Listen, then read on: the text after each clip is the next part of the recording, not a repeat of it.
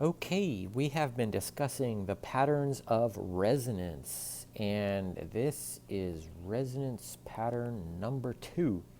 What you'll notice is that you have three atoms. Three atoms are involved, and generally you have a positive charge and you have a pi bond. Okay, you have a pi bond next to a positive charge, not on the positive charge, but next to it.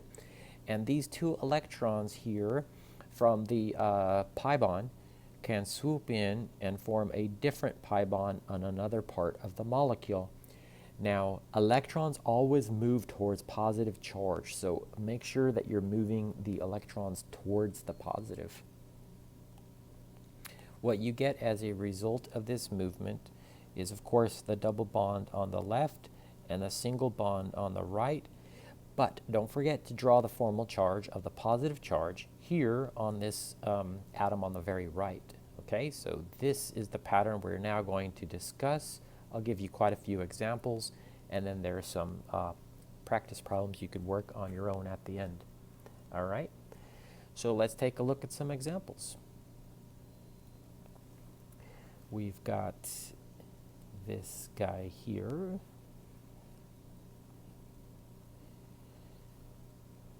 Now these lines hanging off are methyl groups, okay? I'm not going to draw CH3, CH3, CH3. And try to start thinking and giving personality to these electrons. Where does this electron want to go? Well, it likes positive charge. Electrons are negative. It likes positive charge. So it goes over here, okay? This action generates a happy, so to speak, carbon on the left because it has 4 bonds now. But the atom on the right is unhappy. It has no octet. So pretend like this positive charge on the carbon is like a hot potato. It's very uncomfortable. It's not an octet. It's not stable or happy. And so these two carbons kind of play hot potato to, not be in so much pain. All right, so remember again, the head of the arrow, you increase the charge by 1. So here it's going from plus to 0. And the foot of the arrow changes more positive. So here it's going from 0 to plus. Example 2, so it's pretty easy. You just show one little arrow.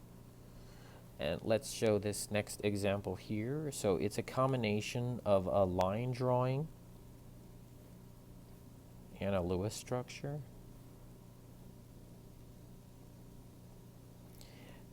Now this does not very clearly illustrate the bonding in such a compound, but I just wanted to show you how chemists can be kind of sloppy. We'll see this sort of thing in the second semester, but what you want to recognize is here's the positive charge, right? And then there's a pi bond right next to that.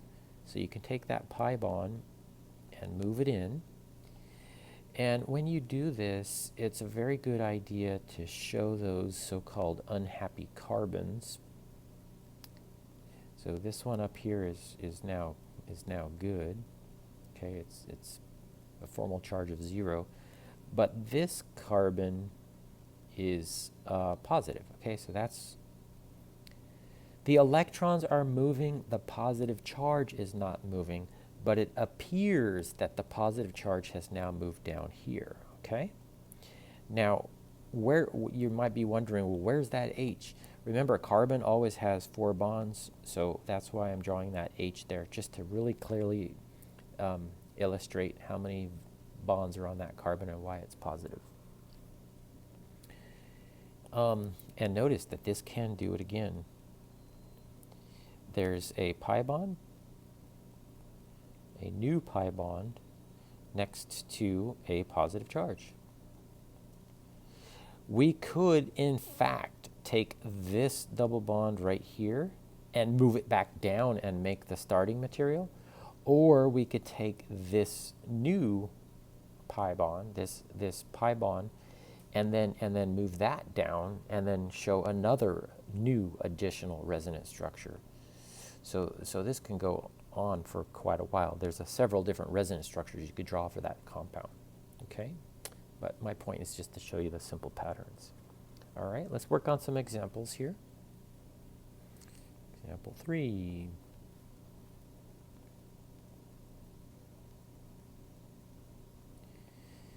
It's a 5-membered ring. So hopefully you're good with drawing pentagons and hexagons. So here we go. We have this pi bond next to a positive charge, and we'll go ahead and draw the resonance arrow, and we will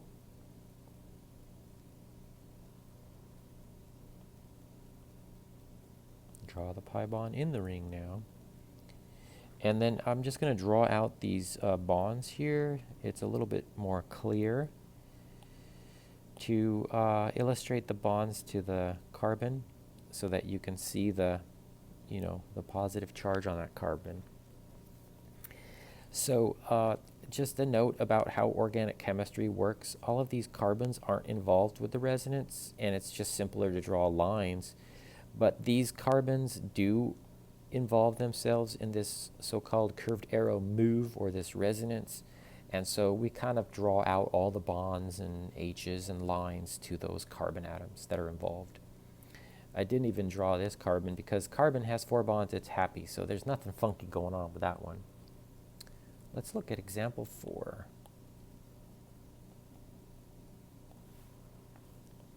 It's never incorrect to draw every single carbon, every single hydrogen in a molecule.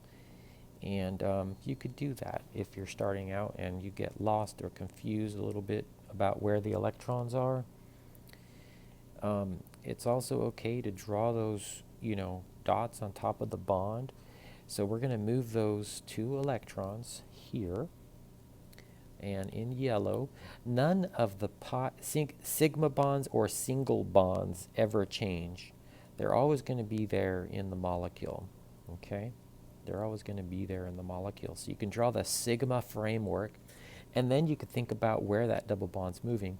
The double bond moves right here, okay? I'll use the blue dots there for my electrons.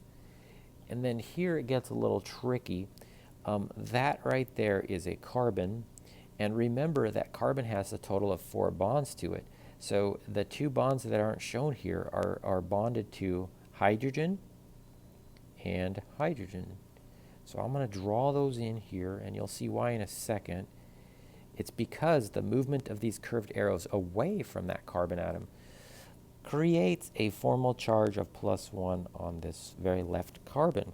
Okay, so now you can see how that's a carbon with only 3 bonds, so that's why it's plus, or +1 formal charge. All right, so print out and work on the worksheet. If you're watching the video and not in my class, here are these problems that I recommend you try working on.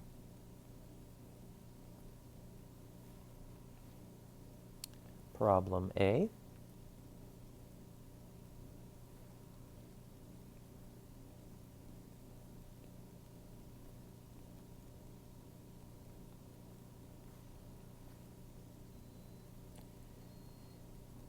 This one has 1 resonance structure that you can draw, an additional resonance structure that you can draw.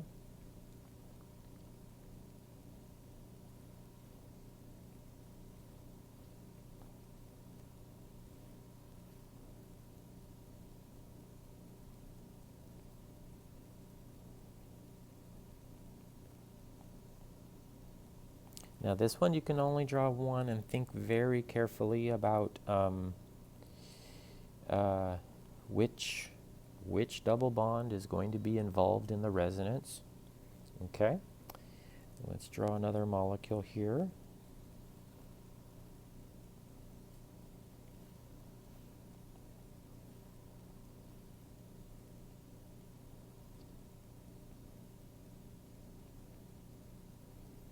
So this one I'm drawing all of the bonds there, so you'll clearly see all of the starting bonds and electrons and stuff. That angle looks a little off. Let's draw it down here. Okay, not done yet. All right, so for this structure, you'll notice a pi bond next to a positive charge. And this can have two answers, okay? So make sure you draw the curved arrows very carefully. Any instructor in the organic chemistry course is really going to want to see those curved arrows, okay? So that's type 2.